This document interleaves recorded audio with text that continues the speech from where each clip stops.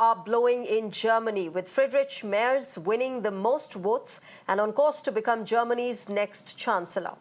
The front of conservative parties, including Christian Democrats or CDU and Christian Social Union or CSU, have secured 208 votes and a 28.5% vote share in the 630-seat Bundestag or the German parliament, and have toppled Olaf Scholz's Social Democrats or the SPD, who have gone down with 120 seats and a 16% vote share.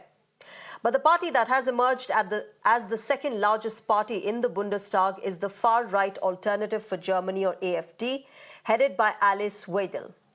They've got 152 seats and a vote share of 20.8%.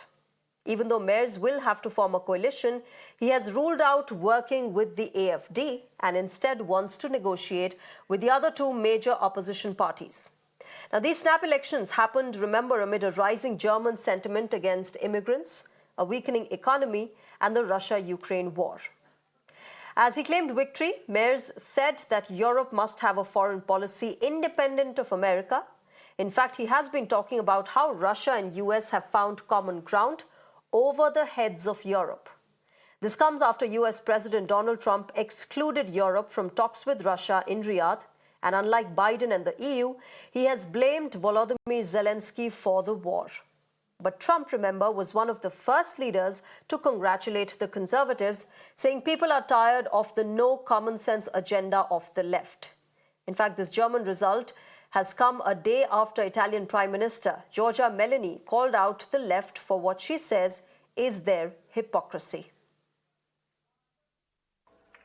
When Bill Clinton and Tony Blair created the global leftist liberal network in the 90s, they were called statesmen.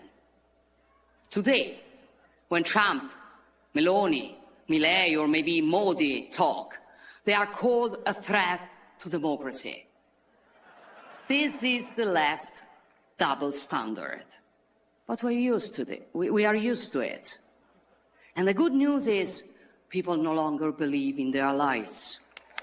Despite all the mud they throw at us, citizens keep voting for us. Because simply, people are not naive as the left considers them. Now, Friedrich Merz, remember, will not only have to decide on which parties will form the government with him, but also can and how Europe, led by Germany, be independent of US and be still relevant in the war. Regardless of how long the coalition negotiations might take, Germany's next government faces enormous challenges. With Merz summing it up in one sentence: the world is not waiting for us. Let's decode for you first about what these elections mean for Germany and how the Germans are seeing this. On Global Mirror, I'm joined by Mr. Jan St-Pierre. He is CEO and counterterrorism advisor at Modern Security Consulting Group. Jan, good evening. Namaskar. Thanks very much for joining us on Global Mirror. My first question to you, Jan, what is the general sense there in Germany today after the results? Is there happiness, satisfaction that the Conservatives have won? Is there confusion, as to who will lead this coalition, who all will be part of this coalition? Or is there dissatisfaction of the fact that the AfD has risen? I think it's more that everybody feels comforted in their position. The results of the elections have been very peculiar in the sense that, for example, in Berlin, the main party, or the party that won the most seats or the most votes, is actually the far left, the Die Linke. Obviously, there's huge concern about the 20% that the AfD got, but in general, it's more about what the discussions are about the demise of the big parties. So the SPD and the CDU, people realize that obviously these two big parties can't aspire to represent people anymore the way they used to maybe a decade ago. I think this is really what's coming out, the demographic divisions and the rise of what used to be fringe parties, the return of the far left, but also the steadiness of the far right. I think it's less about confusion than it is about comfort in having their own positions. Jan, correct me if I'm wrong, the AfD, Alternative for Democracy, winning the surge of the far right in Germany obviously holds a lot of significance, and they've perhaps gained a lot in the eastern part of the country, which was traditionally communist. What reason do you think has led to this sharp change? Well, historically, that's always been the main stronghold of the AfD. So it fits really a pattern that we've seen, I would say, at least since 15 years with other types of parties, including the NPD, which is really neo-Nazi party. But ever since the AfD was founded in 2013, the eastern part of Germany has been its main base. There were also pockets in the west in regions around Dortmund, for example. But in general, where the AfD really got its increasing votes, or at least for this election, is really that managed to expand a bit more in the west while strengthening its hold on the east. And what about the Conservatives, Jan? What reasons would you attribute to the victory that the Conservatives are seeing this time around? I think what's a bit deceiving with the result of the CDU is that it's actually the second worst result they've had since since Second World War. So it doesn't mean necessarily it's an approval for Friedrich Merz and what he does, rather than perhaps the other parties weren't as attractive. The only party that really, the two parties that got a major boost are indeed Die Linke and the AfD, but the other parties have all lost a substantial amount of votes, and that means, yes, the demographics speak for themselves, but it's less about a win. It's less a win for Merz than a loss by others. And within Germany's system, having 28% allows right now that party to name the chancellor, but it makes the coalition negotiations a lot more difficult. So in this sense, I think if anything, the topics on which Friedrich Merz ran his campaign were probably more beneficial both to Die Linke and to the AfD, who presented themselves as the original in one case, the AfD, and as the opposition for that opposite of that, more human values in the Linke. As far as the coalition is concerned, Jan, Mr. Merz has clarified and he's made it very, very clear that he's not going to be working with AfD, with the far right. But if you have this stance, how do you then try and get your policies through in the German parliament, in Bundestag, when you have the second largest party and you don't collaborate with it? How do you plan to then operate when you form the government? Well, that's the funny part about the German system, is that it's actually possible to work and to overlook the 20%, because it's about the number of seats, and because the FDP and the Sarah Wagenknecht movement are no longer in parliament, their seats are now being redistributed to the parties who made it into parliament according to the percentage that they got from the vote. So yesterday evening, before everything was formalized, when FDP was still in parliament, the coalition looked like for Friedrich Merz that he had to work with the SPD and the Greens again. Following the elimination of the Wagenknecht movement and the FDP, suddenly what they call the Great Coalition, the Große Koalition, is now possible again. So that means the union, the CDU, with the SPD. And in this case, where it becomes very interesting is will Friedrich Merz compromise a lot with the SPD, thinking that there is only that partner available for a coalition, or will he actually be so and focus on ensuring that there's a government in Germany that he might at some point, if the negotiations with the SPD don't work out, that he might indeed turn to the AfD, because a majority in parliament would be possible as a black and blue coalition, as they would say here. And this is the danger, is if the SPD become too greedy, or if the political calculations are too poor, then I could really imagine a situation where Friedrich Merz would at least entertain the possibility of working with the AfD, and this is where that 20% plays such a big role. Jan, immigration has been one of the key issues that played out in this year's snap elections. And you know, since the immigrants started entering Europe, particularly Germany, I believe most of the parties in Germany had a consensus that we want to let immigrants enter Germany's borders. But now that has changed. A lot of them are now standing anti-immigrants. How would you think that will now play out? I think the more than the rhetoric itself, it's more the spate of attacks since just before Christmas. Magdeburg, Aschaffenburg, Munich, about 10 days ago again.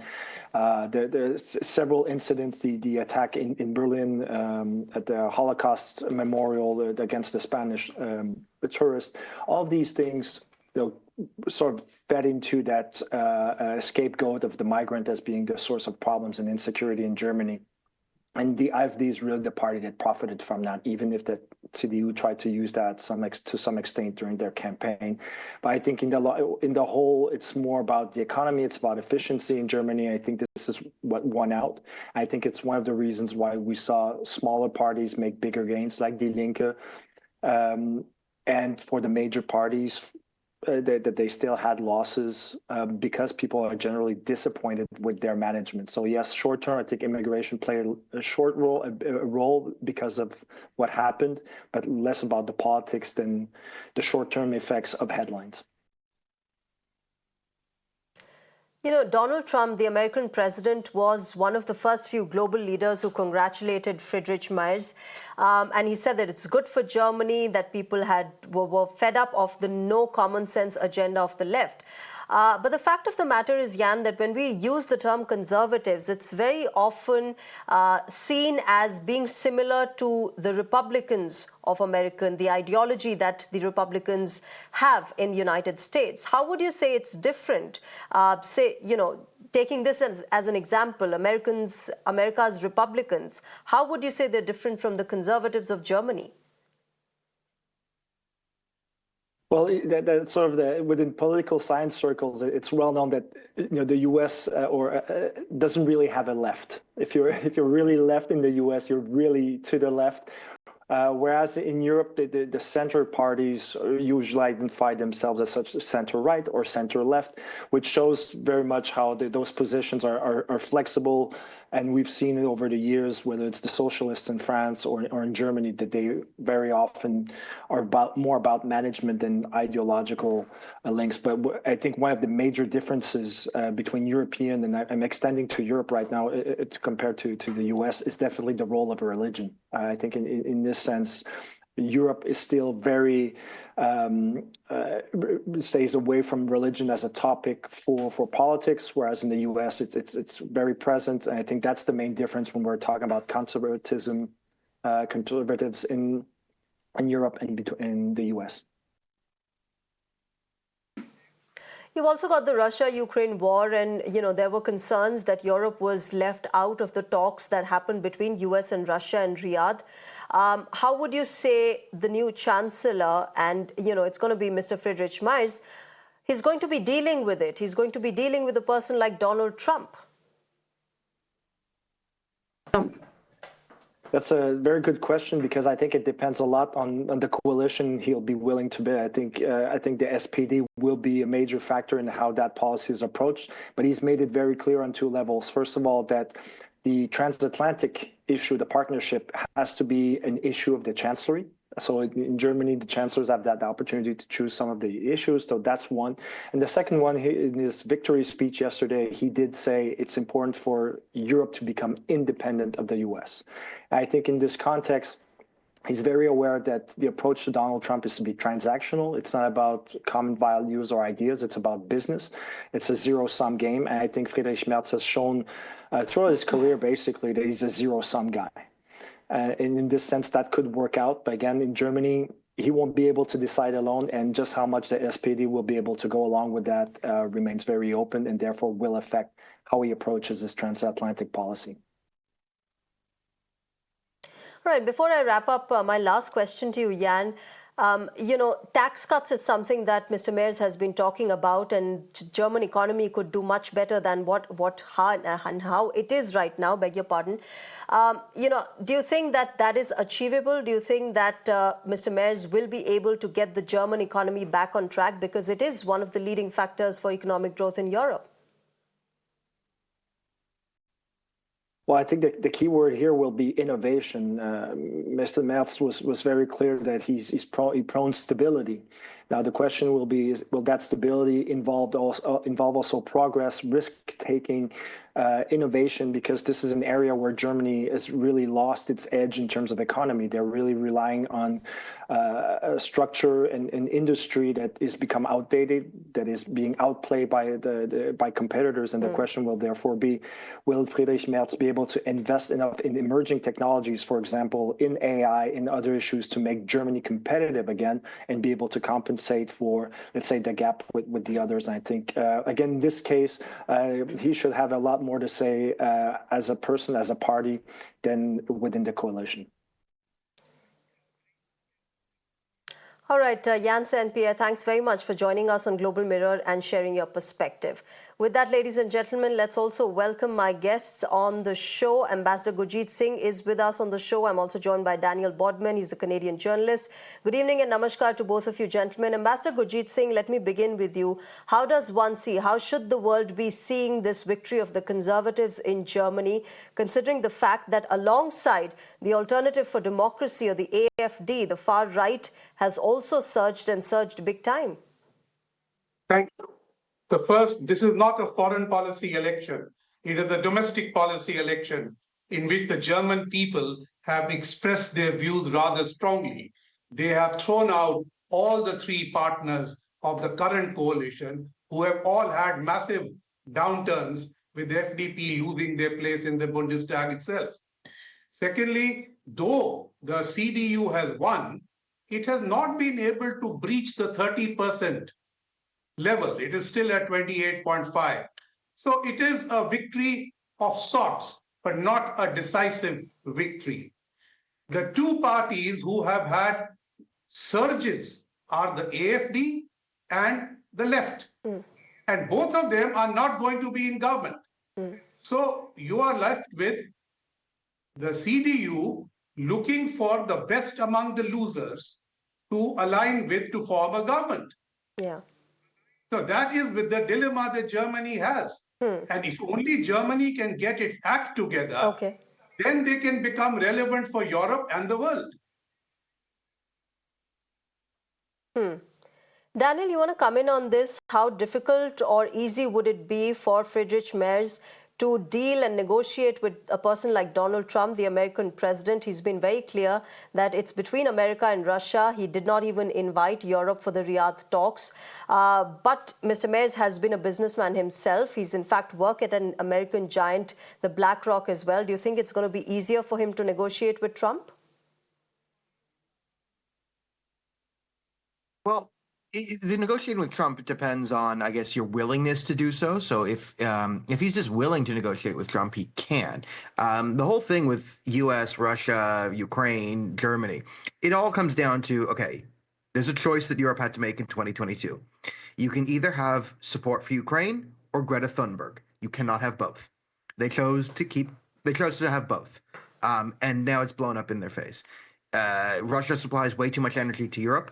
They still do. They still buy it from Russia, even though they get it from circular sources now with a premium. But they couldn't get off Russian energy. They couldn't promote their own energy. They couldn't push nuclear power. They couldn't, try and develop their own energy sources. They wanted to live in fantasy land. And now they've spent 3 years in fantasy land. Donald Trump has come in and has gone Israeli. So if Germany really, really, really cares about, Europe and European security and Ukraine and the strength of the EU and negotiate with, well, if you want to negotiate with Trump, you'll need leverage. And if you want to out leverage the Russians, you'll need energy. Okay.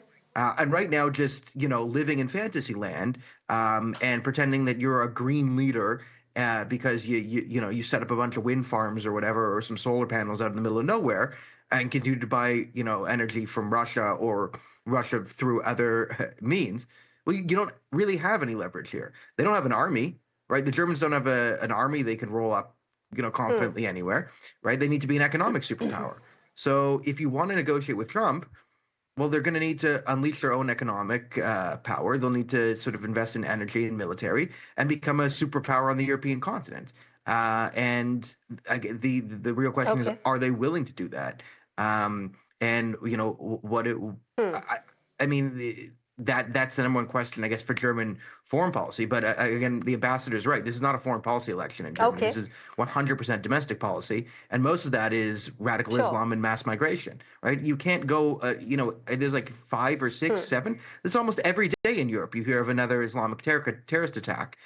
Which we can't name. We call them knife attacks or car attacks, as if the knives and cars are colluding to attack Christmas markets.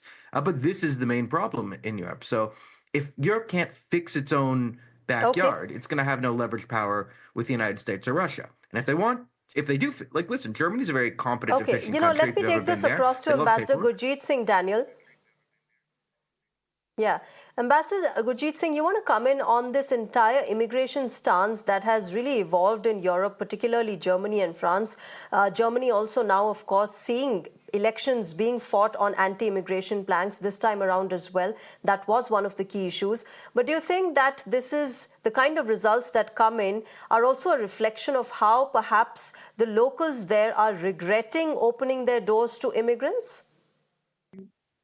Any case, at the best of times, it is very difficult for a foreigner to integrate into Germany. The Turks came in after World War II, and 3 generations down the line, though they are German, they are still called Turks. So to expect Syrians, Afghans, Iraqis who came after 2015 to be integrated is a tall order. And as the co-panelists pointed out, several of the security threats have come from immigrants. And the social compact is broken because of them. Many local Germans also believe that welfare measures to which they were entitled are being diluted due to the expenditure of the immigrants and the inability of a weakening German economy to cope with it. So there are several issues on migration. But on the other hand, do you know that there are 750,000 registered voters who are migrants who were registered after 2021 and voted for the first time, out of which 250,000 are from Syrian origin. They are very proud of being Germans, and all of them evidently did not vote for the AfD. But all the other new voters who are young Germans seem to have voted for the AfD. So I think there is a breach in the social compact in Germany, of which immigration is certainly a cause, if not only an effect. Ambassador Singh, I also want to shift our focus to the economy and how that has also been one of the pertinent issues in this snap election. It is a stagnating economy, not just in Germany, but the entire Europe. They need more manpower. They need their economy to be up and running so that they can have more stability, which is right now weakening. With a person like Mr. Merz at the helm of affairs, do you think he's going to be able to achieve and implement what he's promised, getting back the German economy on track, which is also one of the driving forces of European economic growth? I mean, if he can't do that, then I'm afraid he will be short-lived. And unless Germany becomes a strong economic power once again, they are not going to be the leaders of Europe. And Europe is terribly divided right now.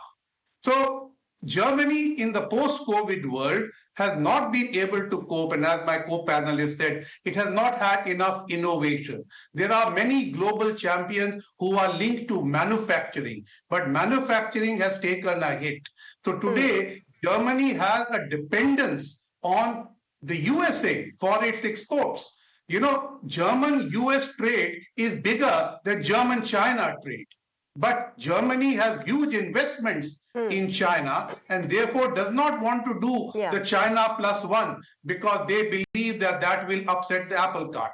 So what Merz needs to do is invest in innovation, invest in deregulation, in the digital economy, and most of all, invest in local infrastructure, upgrade the railways, the housing, the energy, all these things. There are huge opportunities over there.